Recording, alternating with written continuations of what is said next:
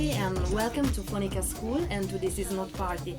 We are very happy to have you here in Italy and to see your performance here and tonight in Castiglione Olona in the live music. So let's start with some question about you, about your life, your career and your next project. The first question is, have you prepared some special surprise for our audience tonight? Oh, I feel bad now. No, I actually never ever think about what I'm going to play before I play. So I spend a lot of time putting a big collection of music together. Probably the set list that I have is like 48 hours long and it changes all the time, but I never know until I go to the club what I'm going to play. Oh. So there's stuff on my album that may get played that no one's ever heard, and there might be a record that's 20 years old that no one's ever heard, but it's never specifically prepared for the place I'm playing because I think it's about feeling what's happening on that night. So it's a real surprise. Yeah, even I don't live. know. Everywhere, I might go to a festival, 20,000 people, 10 minutes before I play, I have no idea what I'm going to play. Yes, so it's a mixture between past, present, and you feel audience. It's just that reaction between, yeah. And what do you think about the Italian techno music scene? And there is some Italian artists that you appreciate in a particular way? I haven't been playing here a lot. I play like in Rome sometimes, in Venice, in Milan, but not so much. I mean, I see more of the Italian. I know about the Italian scene from being in Ibiza and you know Marco Carola and DC10 and stuff like that. So you see a lot of Italians going there, but I don't really have a great understanding of the scene here, as I know it's like very big, like more techno stuff, more Circo Loco kind of things are going on. I'm friends with Davide Squillace and Seth Troxler and these people, so I guess that's slightly into the same scene. But yeah, I couldn't give you an honest judgment of your scene. Okay, so maybe you will study our scene. Yeah, I mean, if you are it's always nice, you know, the more I go to a place, the more you understand. Yeah, but do you like our country, I think? And Yeah. In fact, my grandparents are Italian, so I already have more of a... From where? From Sicily originally, and then from Genova.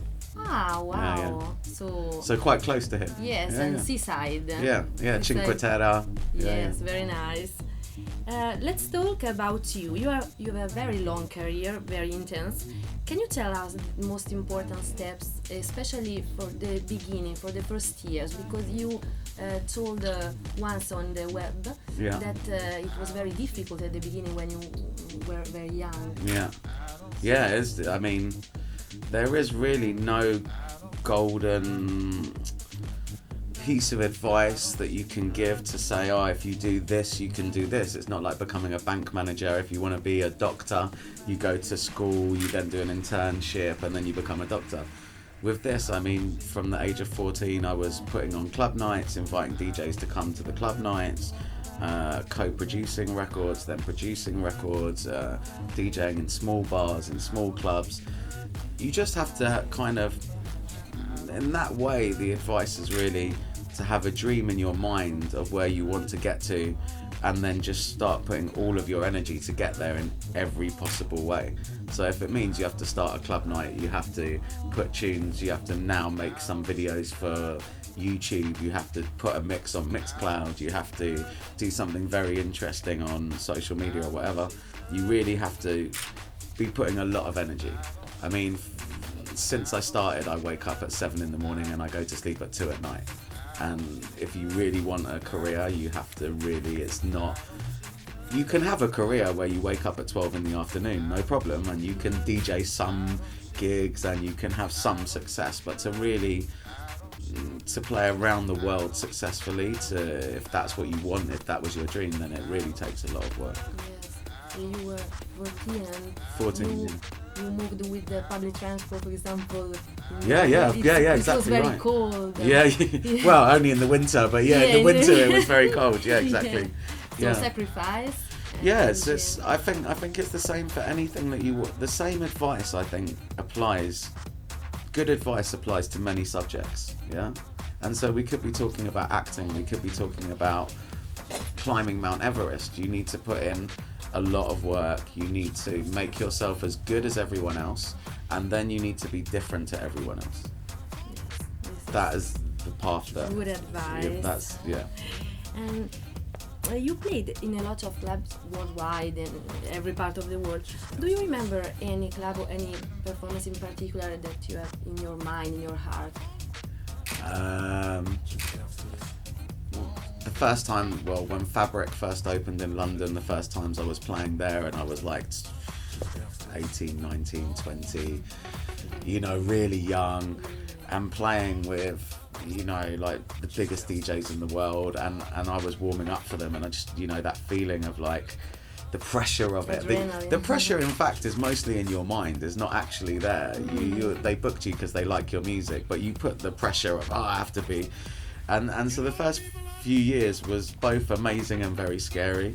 Playing at Panorama Bar with Henrik Schwartz, like this impromptu 6-hour set there, was amazing. Womb in Tokyo, the first few times I played there was unbelievable. I had so many good sets. Like, I've been so lucky to play so many clubs around the world.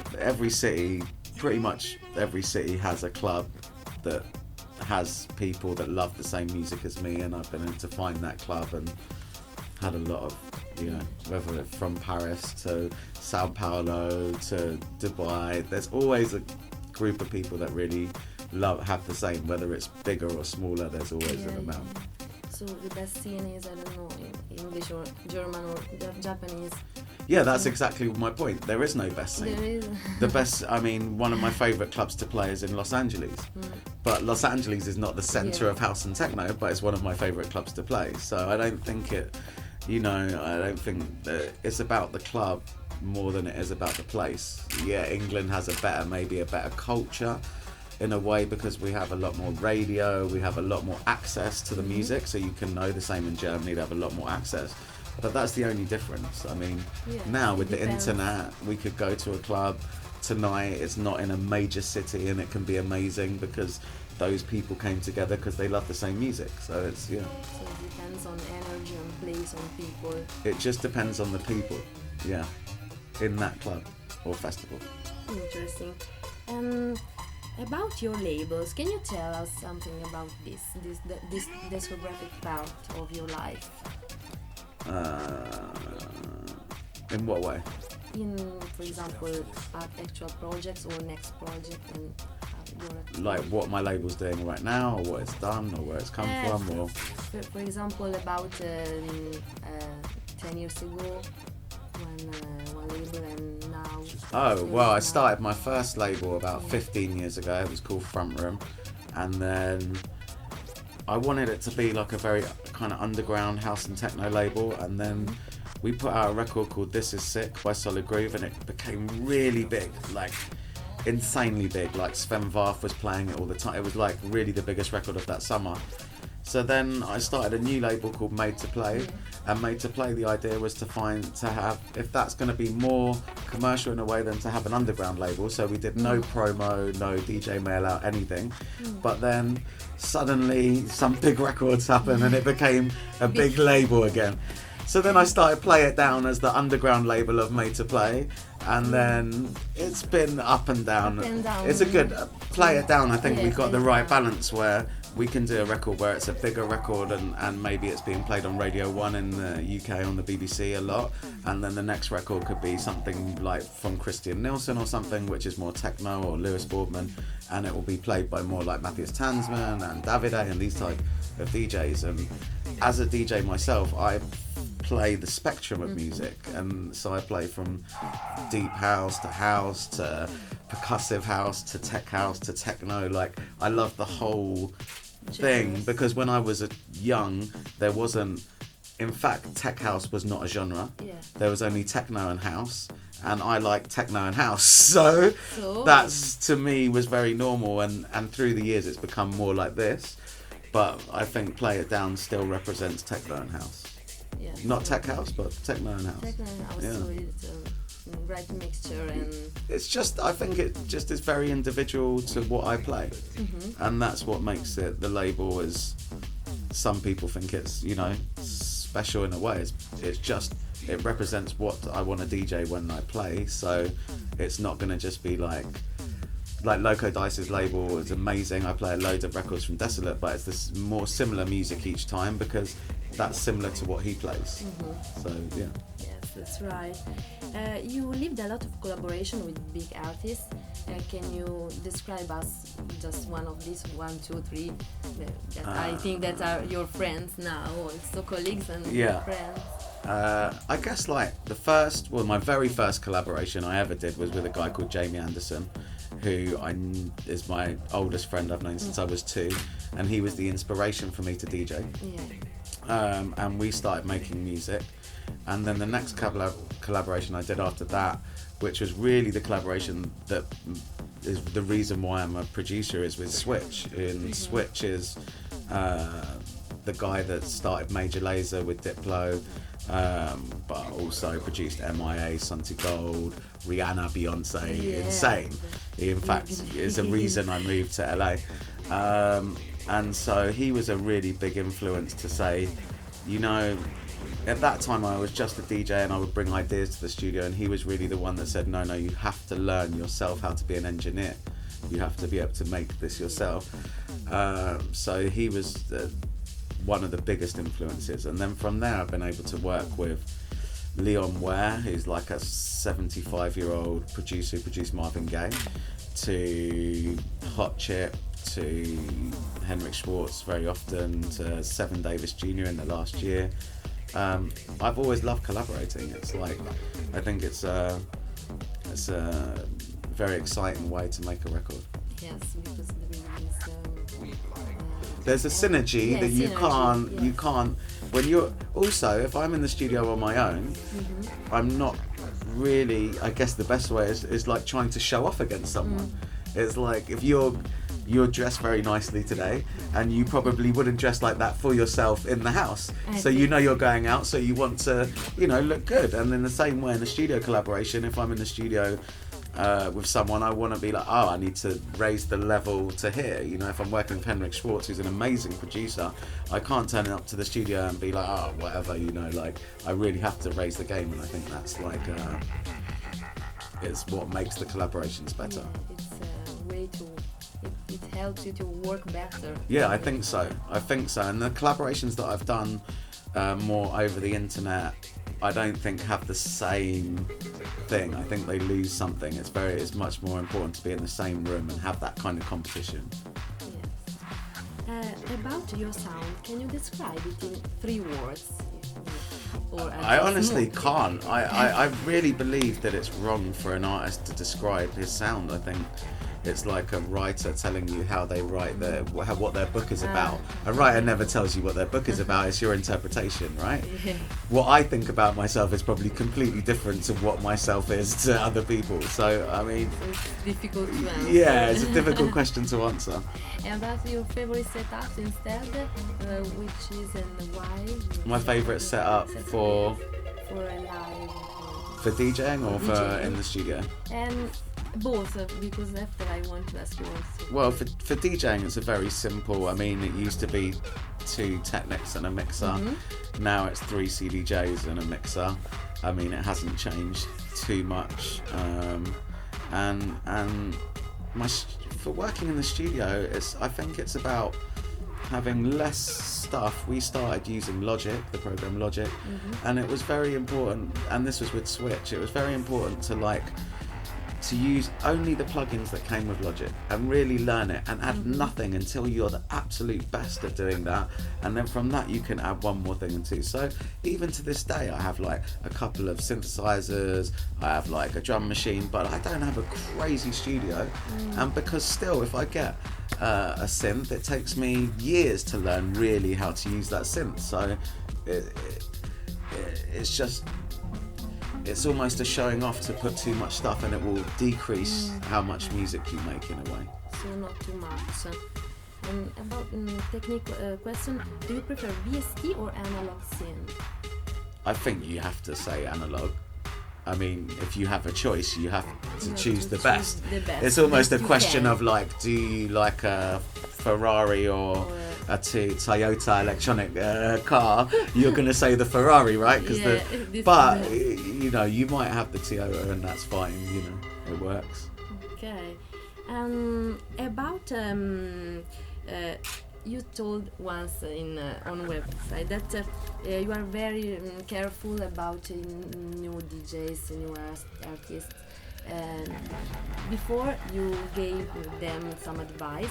Yeah. But in your opinion, which are the main features of a good DJ today in 2017 now? A good DJ is someone that plays the music that they love and understands the crowd, and that there's this back and forth between the crowd. And it's exactly the same as it's been since disco times. Mm-hmm. It's like disco DJs at Studio 54 and everything were looking at the crowd, and they were saying, I don't know if Donna Summer's going to work right now. I'm going to try this instead of it. And I think it's the same thing now. That's as a DJ. I mean, I think as a DJ, you really are supposed to go to a club and look at the club and find a way to have this relationship with the crowd. As if you're playing live, it's completely different. If you're playing live, you're playing your music to that crowd. So really, then it becomes very, very important to be playing at the right time in the right club, between the right DJs, so it makes sense. So almost everything else has to work around that. Whereas I always have worked around everything else.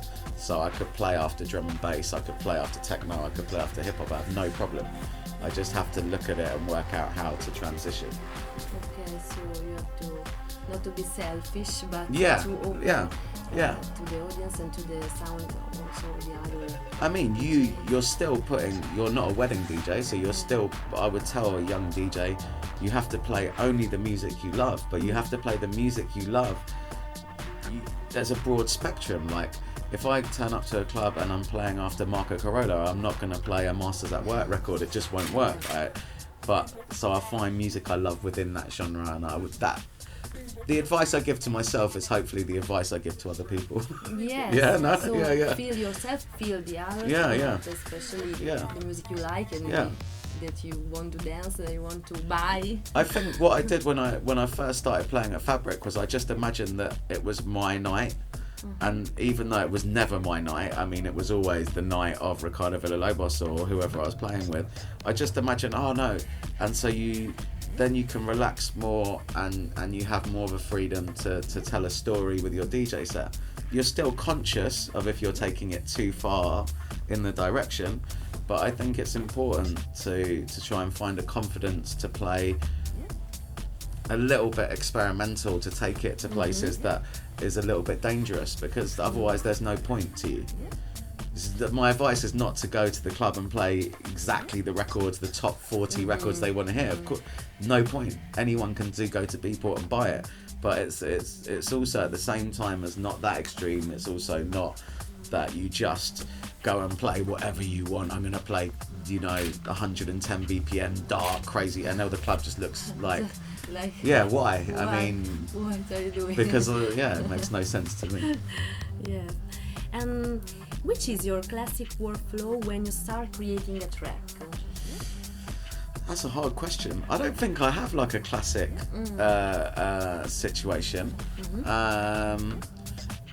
I make records everywhere. Like I take little speakers with me, and so I've made tracks on a beach. I've made tracks on the plane. I wake up in the middle of the night and think of a record, like mostly I sample, so I think of like a record that I had, I need to, and then I just maybe cut the sample and do a little kind of beat and kind of hear out. So it changes every time, and I think in a way that's the upside and downside of my music, is like it doesn't all sound the same. I have like, nowadays people want McDonald's. They love McDonald's. 7 out of 10, yeah? People love 7 out of 10. So if you go and see a lot of DJs that are quite big, known names, but they always play the same thing. And if they produce records, it's always the same. So it might be tech house, and so in a way, people are happy, right? Because when you go to McDonald's in Japan, it's the same cheeseburger. And when you buy a record from that artist, every time it's the same record. So they're happy. But then you have to think as an artist do you want to be McDonald's? And I would prefer to be either the little store that you love that has like a few little things that's very kooky than to be McDonald's. It was never a dream to be McDonald's. So I think it's quite hard to describe the way that I make records and what it's about, because it's always different. It's always a different work in progress. It's always different, yeah. Yeah, it changes. Always changes. On a lot of How I feel. things. How I feel. Yeah. Depends on the mood of the day. Yeah. Now you announced the stop of your live performance. Yes. Yeah. Will you dedicate more of your time to the music studio, to the? No, I think I'm gonna retire from both. From both making. Well, Okay. I'll never stop making music because that's once you do this, it's what you do. But it won't be my job. It won't be what I wake up and do. I won't be like playing DJing around the world. I'm stopping my label at 100. So it's the end of this thing as a professional. Yeah, I think so. I think, 2 eras. The end of 2 eras. And about a track of another artist, what are the features that catch your attention? I think it's just got to be something that works for what as a DJ, for what I want to play, but at the same time it has something different to it. Like Roman Flugel is a great example. Roman Flugel will make a house record that you understand is a house record, but it will just sound different. The influence will be just something different. And then when you play that record in the club, people are, this is something and different, and you kind of need that. So I'm always looking for that kind of something that I can play. It's not too crazy, but at the same time it has a different edge. Yeah. And how much is important a melody in a track, in your opinion? Well, part? In dance music, not very important at all. I mean, I don't think.